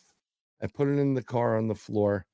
And in front of me, no more than 15 to 20 feet, no more than that. Sitting there is this very, very large, and it looks like a canine. It's just in shadow. You can see the pointed ears, right? Like the Marmaduke head, and the snout and these big eyes. And it's just sitting on its haunches. And I'm sitting there peeing, and Al's like, Bryan, I don't like this. You got to come on, let's go. We got to go. And I'm like, I have a machete across here, one in my back and one on the side. We didn't have firearms. I'm not going to bring one anyhow. And I'm like, dude, I got to go. I'm going. And I took an Austin Powers type of urination. I just kept being He's like, get in the car, Bri. Get in the goddamn car. I'm going to leave you. I'm like, dude, you're not going to leave me here. You're not. and this thing is huge, right? And I'm peeing in front of it. And he's like, bro, you gotta go. You could hold it in. I'm like, dude, I couldn't hold it in. I broke the seal. I gotta go. Get in the goddamn car. I said, you're not gonna leave me. My wife will kill you. Your wife will kill you. It's not gonna happen. I'm still going. This thing lowers itself in the shadows and goes down and like in a down position. One fluid movement and gets lost in the shadows. And it looks like it's going, if I'm looking at it, like it's going to the right because there's a quick opening over by there where I am. I get the goosebumps. They start popping on. I hop in, I just go. And he does some Mario Andretti Dukes of Hazzard crap. He pulls the hell out. And he's literally flooring his Jeep. Not the most powerful Jeep. And all I'm doing is looking in the rearview mirror. And I have the machete there. And he's like, we gotta go. And I'm like, yeah, I'm just watching. I'm watching. I swear to God, Steve, I was waiting for that thing to come out. When that thing went down in dark, while I was speeding in front of it, I know that thing was like coming around, and it's like, oh, I'll teach you who the alpha is. Because what people don't understand is dogs or canines, in order to assert your dominance, you mark it, you urinate it. And if you're peeing in front of, I was urinating in front of this big canine saying, you're my bitch. Right? This is what, okay? And it backed down. I mean, if you ran, it probably would have attacked or chased you out of there or something. But just the fact that you stood there and asserted your dominance, it literally didn't know how to handle that. Yeah, 3 minutes. And later on, we're talking about it now. It's like, you this dummy, he won't stop peeing. I got this thing in front of me. I got a knife out. I'm ready to, like, dude, once you break the seal, it was like, evacuating bowels. It was like, I couldn't stop. The thing that freaked me out after the fact, as we're talking about this, is, first of all, I really did feel this thing was coming out to come at us. Well, me at least. Al would have been like, well, he was peeing and this dog man werewolf came out, and they were like, Mr. Senator, you're under arrest, whatever. But here's the thing. I am 6 foot 1 inches tall. I'm on a 3 foot grade. That makes me 9 feet 1 inches tall. This thing sitting on its haunches was about by my nose. His snout was about where my mouth and nose were. That means that when this thing stands up, he's going to be anywhere from 9 to 12 feet tall. Wow. And we didn't get back. We're going back up to that area this coming summer when I go back up to New York. I'm 99% positive that the people in that area know that this creature exists there. They've seen it there. And the reason why why you send your kids in, I don't know. They sent the kids in is to see what the hell was going on, and probably to warn people to get the hell out because they know they're going to be eaten. It's an opportunist. Yeah. And it fits with everything you talk about. If you talk about the dog man character, which is like the Anubis, right? The god of the death of the underworld, right? Where dog man's usually seen? Cemeteries. Always. What are they doing? They dig up, they dig bones. It boom, boom. All these mile markers start. It just lines up. Yeah. Yeah. I mean, the only thing missing from that moment, I wish if we had a film crew, we would have had great video. And everybody's like, well, you can't really. I'm like, I have an eyewitness. It's there. Why would I tell you? And I'll be brutally honest. I am the only person, even now, that has stood no more than 15 to 20 feet from this thing, probably more 15, and have urinated in front of it, not because I was scared, because I needed to urinate. Now, I know dogs, right? And I always wanted to do a cartoon. One of my good friends, Hector Palazzo, used to be an artist from Marvel and DC. Fortunately, Hector passed away a long time ago. Um, and had he been alive, I'm like, what I want you to do is I want you to do a storyboard. There I am peeing in front of this really big werewolf. And I want the reaction of the werewolf. I want the cartoon like he goes back to his den, he's smoking a cigarette, going, "Would you believe this? There I was, the fat guy. He's peeing right in front of me. Yeah, tell him, Frank, tell him." Like, I couldn't believe it. So I had to show him who's boss, That's what I'm figuring. Like, this thing was like, you're peeing, you're telling me I'm the bitch. I think I confused the hell out of it just by that action I alone. think so. It didn't really know how to react. So what the hell? It backed down. Well, this guy's crazy. Or he was like, "Well, I wasn't really up for a challenge. I was going to try to take out a deer tonight, but you got a lot of meat on you. I could eat you." You know, you not, what is it? Hindsight's 2020, or in Oh, this case, yeah, it's food. um, but yeah, that everybody still asks for it, and I'm like, "Yep." And like, "Were you scared? That's why you're like." No, I wasn't scared. I was usually using the bathroom because I had to use the bathroom. So, and Al still goes, "Don't ever do that again." I'm like, "Dude, when we go on an investigation, I'm going to." So, I was going to ask you. You said you were going to go back and visit that area this summer. yeah, Are you going to pee again?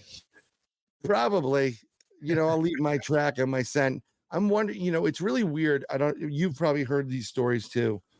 There's something very interesting about that specific cryptid being entity, Dogman, which is really weird. It's not really, it's someone called the man dog before, but somehow people have had interaction with it, and they've always said like it got in their minds. They knew, what was going on, and it really freaked them out. But for some reason, these cryptids know exactly what's going on. And if one of them knows, it's almost like a hive mentality. The whole hive knows. Yeah, You kind of know, like um, the 100th monkey thing there. That suddenly all the monkeys know. right. Or if you watch Star Trek, remember we're the Q? We're the Mhm. Q. And it's just they're all part of the collective. And if I told you a secret and you're a Q, everybody would know about it. And they just know, and it's really interesting. I think depending on who you are and how you've reacted to them, will play a role in your next interaction with them. You standing up to them or something like that, or They're going to be not. waiting on you. So there's a guy that Yes, peed in front of the other guy, and we'll see what he does this time. yeah. Let's see what he does this time. But I'm gonna go talk to Al about that. But it'd be interesting because what I really like to do is I like to find out who those kids were, and I'd say and interview them. And I know they probably wouldn't talk because they don't want to discuss. It's like the American Werewolf in London. Stay on the road and beware of the moors, or stay away from the moors, beware of the moon, or what I forgot the line was. And Yeah. they left a slaughtered lamb, and they're like, "We can't let him out there," because they know what the hell's going on out there. And Yeah. sure enough,